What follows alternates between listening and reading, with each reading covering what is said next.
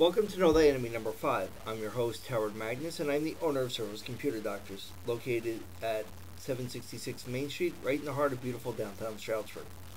Today we're going to talk about web browsers and their respective add-ons. First, let me say, no web browser is 100% secure.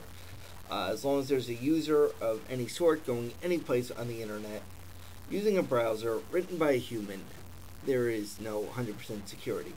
There are just some browsers that might be more secure or less secure based on their construction.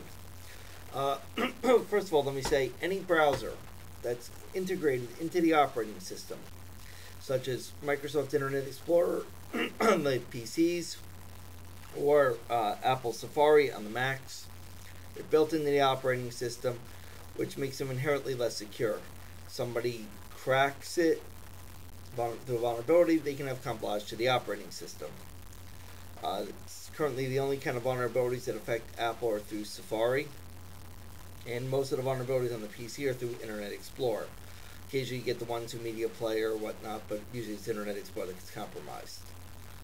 So we recommend two different browsers. They're relatively close in technology. We recommend Mozilla Firefox, brought to you by the Mozilla Foundation, which is the people who brought us originally Netscape, and this is a free browser from them called Firefox, or the up-and-coming Google Chrome, which has been Firefox's main source of competition, and both combined have been eroding Microsoft's browser market share for quite a while now. In this case, we've already taken the liberty of downloading Mozilla Firefox. We didn't download Google Chrome on this computer. Just because we didn't get that far yet. They're relatively close in technology, and for all intents and purposes, they're about equal in security. So, let me show you Mozilla Firefox, which is very similar to Google Chrome, and I will talk about the differences. As you can see, it's checking for compatibility updates. That's normal. That's what it's supposed to do. It's going to make sure that everything you have works, that there's nothing that's going to be an issue. Now, Mozilla Firefox, as they said, was brought to you by the Mozilla Foundation. Well, people say, who the heck is the Mozilla Foundation? What is a Mozilla? Well, Mozilla Foundation created the original, or the people behind, I should say, the original Netscape. Anybody who's been using the internet since back in the dial-up days remembers a browser called Netscape Navigator, before AOL bought it, which goes back to version 1. I believe up until the 4-point-something series, it was Netscape. Then it became AOL's Netscape after, I believe, version 6, and it kind of changed, went downhill. But the Netscape 4 series was pretty good. And these people left Netscape after AOL bought it out, formed their own company called the Mozilla Foundation, and created a new browser called Firefox. For many years, Internet Explorer kind of reigned supreme. They were the only ones. Then this up-and-coming youngster called Mozilla Foundation came up and said, hey, we're going to make a new browser. They released Firefox back in, I believe, 2004. It was when the beta version started coming out, and lo and behold, today they're on version 18, and it was the first web browser to ever begin eroding Microsoft's browser share. Now, you're still going to get those people who only code to Internet Explorer, despite the fact that Firefox and Chrome are out there. It's just a given, it's easier. Coders don't always worry about cross-platform. They want it to work. Oh, it works in Internet Explorer. Internet Explorer is on every PC. Done. Finished. They don't always recognize Firefox and Chrome's existence. That's okay. So let's talk a little more about what makes this a little more secure than Internet Explorer. First of all, Google Chrome and Mozilla Firefox are not built into the operating system. They're a separate add-on. You have to manually download, manually install. They don't have root access to the OS, which is always a good thing. And there are add-ons that make it even more secure yet, which I'm going to talk about in a moment. Now, as you can see, Mozilla Firefox is relatively straightforward. By default, Google's your default search, but you can change that to whatever you like. As you can see, you have Yahoo, Bing, Amazon, eBay, Twitter, Wikipedia, and there's others out there. But let's talk about why I think this is more secure. There's what's called add-ons, as I mentioned. Now, to get an add-on, you'll see next to the Firefox name here, there's a little caret. brings down a drop-down menu. You go over to add-ons. Now you have extensions, appearance, and plugins. Appearance allows you to change the theme. There are all kinds of themes you can download, which makes Firefox look pretty. Not as concerned about that. Extensions. There's 2 extensions I really, really like. AdBlock Plus and NoScript. AdBlock Plus will filter out websites. You ever go to a site and it's riddled with pop-ups and ads and you can't find what you're looking for? Eventually you just give up, close your browser. 5 minutes later, you try again. This will make your life easier. It'll block a lot of those pop-ups. It'll block a lot of the ads. And whatever it doesn't block, you can do manually. Simply right-click on an ad and choose Ad Block the Element, and it will hide the ad. It'll make life so much easier.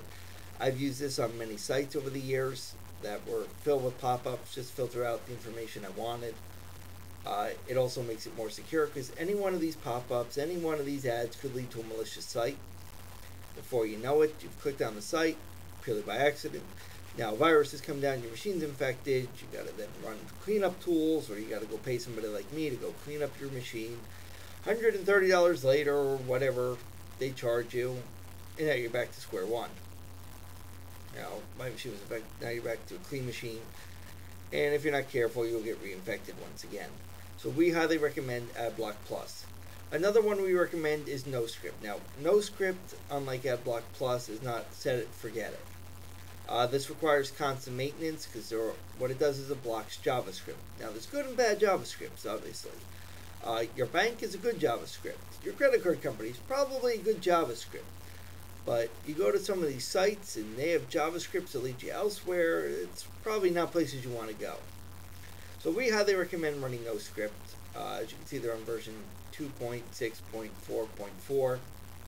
And let me talk a little bit about NoScript here. You can manage it in the options, and you can whitelist sites like your bank, like your credit card company, like your cable provider. You know, they're probably all using the JavaScript to record the data that you put in and submit it to their site for processing. You want to whitelist them. Even your mail site might be too whitelisted. By default, it does whitelist Live, Mail, and Hotmail, and Google. But, you know, what if you're not using them? What if you're using, like, GoDaddy or One-on-One or any one of the million hosting providers out there and they have a webmail? You want to make sure it's unblocked. Well, this is where you go to do it. And again, this was found under options. This will make your life easy. As I said, AdBlock Plus checks for updates, and you can also manage this as well. It's set by default to look for updates every day. You know, as you can see, it was last updated this morning. It checks daily to make sure it's got the most current filters. And you can subscribe to different filters through the filter preferences. There's many different places you can go. They're all good. There's no one that's better or worse than anything else. And these are also free. They ask you to contribute. They ask you to contribute $5. That's an option. You don't have to. Personally, I haven't done it, but there are people who have. Anybody who contributes, great. That just makes the product so much better. Now, back to plugins that I mentioned earlier. Mozilla, as you saw, checks for updates all the time. You want to make sure your plugins are up to date. Otherwise, you run into problems. Like, let's take Shockwave, for example. Shockwave Flash. Let's say there's a hack for it. Let's say 11.4 is compromised, just as an example. I'm making that number up. When that gets compromised, you do run into problems. So as I was saying, you know, they make sure that these are updated all the time. You always want to make sure your plugins are updated for your own protection. And most of these plugins are just as available for Google Chrome and Internet Explorer. It doesn't matter what browser you use. As long as they're updated, you're generally more secure. That will be it for today. I would like to thank you for your time. Please subscribe to us on Facebook, follow us on Twitter at ServosComputerD, and watch us on YouTube. Thank you. Have a nice day, and we'll see you around.